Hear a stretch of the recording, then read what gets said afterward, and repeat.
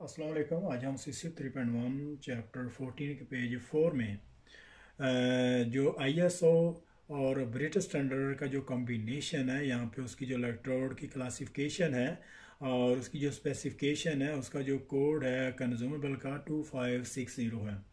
Welding consumable का जो code है 2560 है। और 2560 के कोड में इसको जो मुकम्मल तफसील से इसको जो है वो कौन से इसमें लाए हैं और इसमें कौन से केमिकल कंपोजिशन है और इसकी जो स्ट्रेंथ, टफनेस और यील्ड स्ट्रेंथ क्या है, तो आप वहाँ पे इसको जो है वो इसको चेक कर सकते हैं। ISO 2560 पहले इसका जो कोड था BSEN 499, इसको जो है वो 2560 में इसको जो कन्वर्ट कर दिया गया है। और ये जो कंज्यूमेबल इलेक्ट्रोड के जो कंज्यूमेबल हैं, उसका ये कोड स्टैंडर्ड है।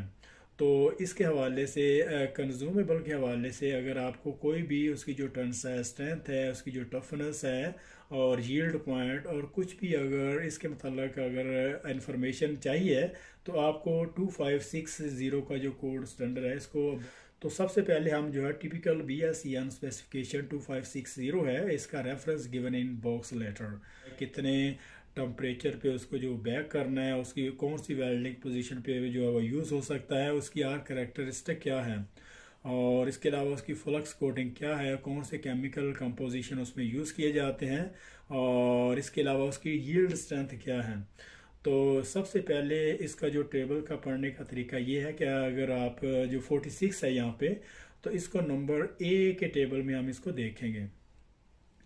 तो नंबर ए के टेबल में यहाँ पे उसने जो 46 है यहाँ पे ये शो करवा रहा है और इसमें इसकी जो यील्ड स्ट्रेंथ है, इसको न्यूटन पर मिलीमीटर स्क्वायर में इसको मेजर किया जाता है। ये 460 इसकी जो है वो यील्ड स्ट्रेंथ है। और इसी तरीके से इसकी जो टेंसाइल स्ट्रेंथ है, वो 530 टू 680 तक इसको जो है वो मेजर करते हैं और इसको जो न्यूटन पर मिलीमीटर स्क्वायर में इसको जो है वो लिया जाता है। और इसके अलावा इसकी जो मिनिमम इलोंगेशन परसेंटेज कितनी है, और ये इसकी जो है वो 20% इसकी जो एलोंगेशन है। तो मकसद जब इसको टेंसाइल टेस्ट इस पे किया जाता है, जब दोनों साइड से पकड़ कर जो है वो इसको खींचा जाता है और उसके बाद उसकी जो रिडक्शन और इलोंगेशन कितनी होती है, उसको जो है वो उसके डायमीटर से इसको जो मल्टीप्लाई किया जाता है, जिससे उसकी जो एलोंगेशन निकल आती है। तो वो उसकी जो 20% है। और इसके बाद हम जो है वो बी में देखेंगे। तो B3 में इसका जो है वो -30 इसकी जो टफनेस है, तो इसकी जो टफनेस -30 है। और इसको जो टफनेस, जब इस पे टफनेस टेस्ट किए जाते हैं, तो इसका जो स्मॉल स्पेसिमन है उसको जब कट लगा के जो मशीन में उसको हेल्ड किया जाता है और पीछे से उसकी जो उसको स्ट्राइक करते हैं, और अगर तो वो बिल्कुल फ्लैट पोजीशन में टूटा है, तो मतलब उसमें ब्रिटलनेस और हार्डनेस बहुत ज़्यादा होगी। और अगर तो वो टूटने के दौरान उसकी जो नेक है वो थोड़ी क्लोज हुई है, उसमें जो लचक है, फ्लेक्सिबिलिटी है, तो मतलब उसकी जो टफनेस है वो ज़्यादा है। और इसी तरीके से इसकी जो टफनेस टेस्ट को जो है वो उसकी जोल्स में उसकी एनर्जी कितनी उस पर ऑब्जर्व हुई है, तो ये चेक और कैलकुलेशन करने के बाद उसको जो है वो आप यहाँ पे इसको देख सकते हैं। तो नंबर 3 में इसकी जो है वो -30 है। और इसी तरीके से जो इसका सी है जिसमें 1Ni है, तो अलाइंग सी डिपॉजिट वेल कंपोजिशन, इसका नंबर सी में इसका जो मैंगनीज कितने हैं, उसमें मोलिब्डेनम कितने हैं, निकल कितने हैं, तो सारी ये इसकी जो रेशियो, इसकी जो वैल्यू यहाँ पे उन्होंने नीचे दी हुई है कि कौन से वेल्ड मेटल में कितनी उसमें निकल होगी, कितना उसमें क्रोम होगा और मोलिब्डेनम कितना होगा।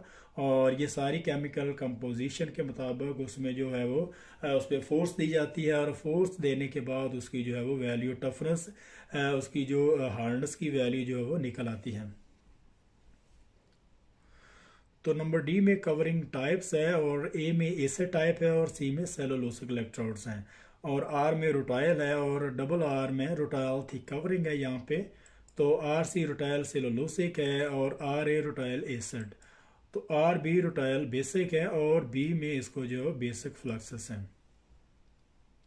ये electrical characteristic plus recovery percent. और यहाँ पे इसका जो ई में इसकी इलेक्ट्रिकल करेक्टरिस्टिक है और इसमें स्मॉलर देन 1.5 है इसकी जो रिकवरी है, और इसको AC DC दोनों पोलैरिटी पे यूज़ करते हैं। तो इसी तरीके से ये ग्रेटर देन 1.5 है और स्मॉलर देन 125 है, सो दोनों को जो है वो AC DC पे जो है यूज़ कर सकते हैं। इसी तरीके से बाकी इसकी डायग्राम है। और यहाँ पे नंबर F में वेल्डिंग पोजीशन है, तो इसकी जो नंबर 1 में ऑल पोजीशन पे है, नंबर 2 में all position except vertical down में। तो ये इलेक्ट्रोड जो है वो सारी पोजीशन पे जो काम कर सकता है एक्सेप्ट जो है वो वर्टिकल डाउन में। सिर्फ वर्टिकल डाउन में हम इसको यूज़ नहीं कर सकते, बाकी सारी पोजीशन पे जो है वो ये काम कर सकता है। तो नंबर 3 में flat butt and fillet plus HV fillets, और इसके अलावा इसकी जो बट और फिलट में ये फ्लैट पोजीशन पे जो है वो काम कर सकता है। तो नंबर 4 में फ्लैट बट एंड फिलट्स। तो इसी तरीके से नंबर 4 अगर इसका नंबर होगा तो फिलट और बट में इसको जो है वो फ्लैट पे यूज़ कर सकते हैं। नंबर 5 में vertical down plus positional of the symbol 3।